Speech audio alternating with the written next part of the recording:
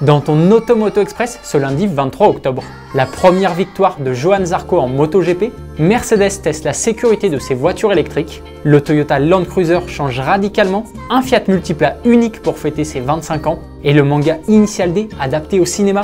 Allez, c'est parti pour ton Automoto Express.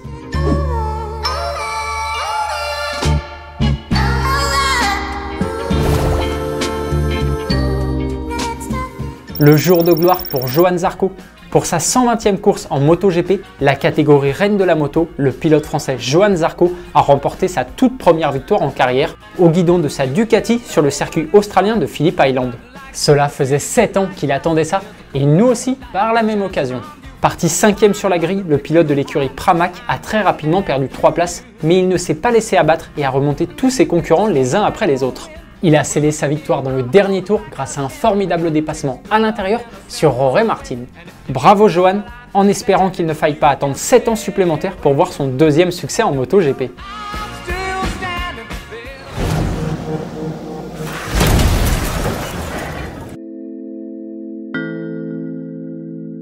Mercedes mise tout sur la sécurité. La marque à l'étoile veut prouver que ses modèles électriques sont aussi sûrs que ses modèles thermiques. Et pour ça, Mercedes a organisé le premier crash test au monde impliquant 2 véhicules électriques. Un EQA lourd de 2 tonnes 2 et un EQS SUV de 3 tonnes se sont percutés frontalement à 56 km/h.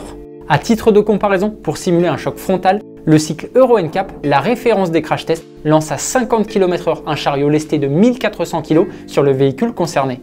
La firme a donc choisi d'aller au-delà des normes de sécurité européennes pour prouver la sécurité de ses véhicules électriques.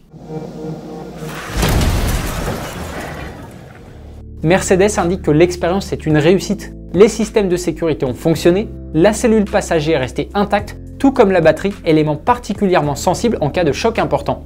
La résistance au choc des voitures modernes a vraiment bien évolué, comme le prouve ce choc frontal entre une Chevrolet Bel Air de 1959 et une Chevrolet Malibu de 2009.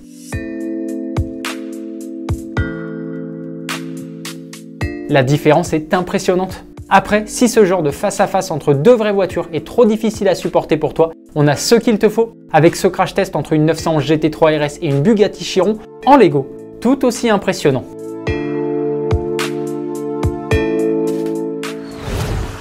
Le Land Cruiser se transforme. Le plus gros constructeur mondial ne viendra pas les mains vides au salon de Tokyo qui ouvre ses portes cette semaine. Sur son stand, on pourra observer de nombreux concept cars comme ce Land Cruiser SE. Il est en rupture complète avec la longue lignée des Land Cruiser qui a vu le jour en 1951. Ce n'est plus un 4x4 doté d'un châssis échelle, mais un SUV reposant sur une structure monocoque, comme le nouveau Land Rover Defender notamment. Il se démarque aussi par sa motorisation puisqu'il est 100% électrique. Le seul point commun qu'il a avec ses aînés, ce sont ses dimensions particulièrement imposantes. Il mesure pas moins de 5,15 m de long, c'est 23 cm de plus que le nouveau Land Cruiser présenté cet été. Il mesure également 1,90 m de large et 1,70 m de haut. Il faut au moins tout ça pour transporter 7 personnes. Toyota ne donne aucune information sur une potentielle commercialisation.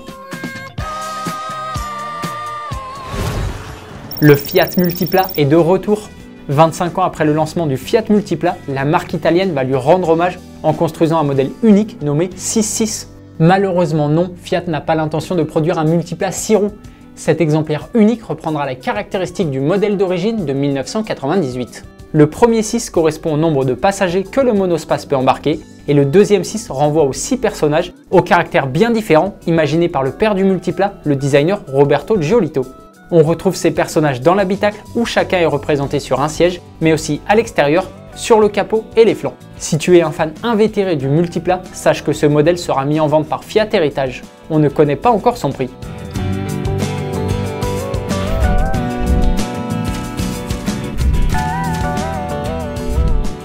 Initial D va revenir en film.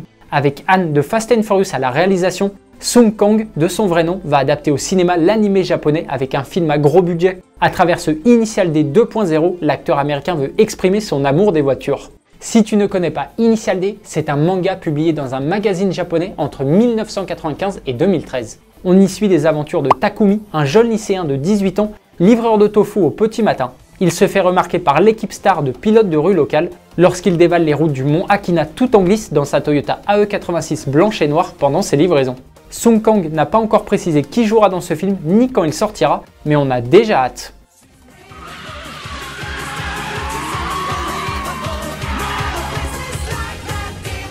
ne vais quand même pas me faire semer avec mon FD par une vieille 86. Je ne comprends rien, c'est un vrai cauchemar ce truc, bon sang.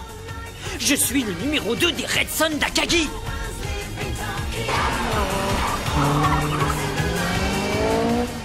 Il ne connaît pas la route. Le prochain virage, c'est un gauche serré. S'il ne ralentit pas un peu, c'est le plongeon direct. Je l'avais bien dit qu'il roulait beaucoup trop vite. C'est trop tard, il n'a plus le temps de redresser cette fois.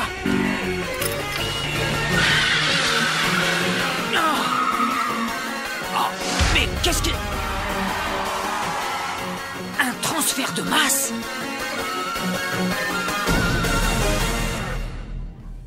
C'est forcément le sujet de la question du jour. Quel acteur aimerais-tu voir dans ce nouvel Initial D pour le rôle de Takumi? Dis-nous dans les commentaires. Justement, c'est le moment de revenir sur la question que l'on te posait vendredi. La MV Agusta Super Veloce est-elle actuellement la plus belle moto sur le marché? Dans l'ensemble, vous trouvez que c'est une très belle moto, mais la concurrence est assez forte. Vous êtes plusieurs à bien aimer les BMW R90 et M1000 RR, mais aussi la Ducati Panigale V4. Si tu n'étais pas devant ta télé hier matin pour regarder Automoto, tu peux voir tous les sujets diffusés sur MyTF1. Et il y avait du lourd. Entre le grand format sur la marque italienne Benelli. 1911, Teresa Benelli, veuve et mère de 6 garçons, investit dans un garage auto et moto pour assurer un avenir à ses fils.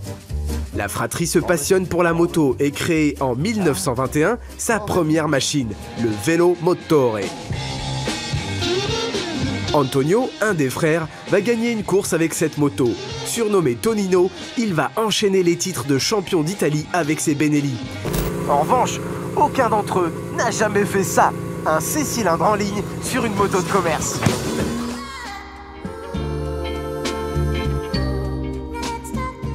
Et le Range Sport Réunion 7, le plus gros rassemblement de Porsche de course au monde. Il ne faut pas l'oublier, est le constructeur le plus victorieux au monde. C'est plus de 30 000 succès en compétition automobile, sur tous les circuits, sur tous les terrains, avec tous les plus grands pilotes.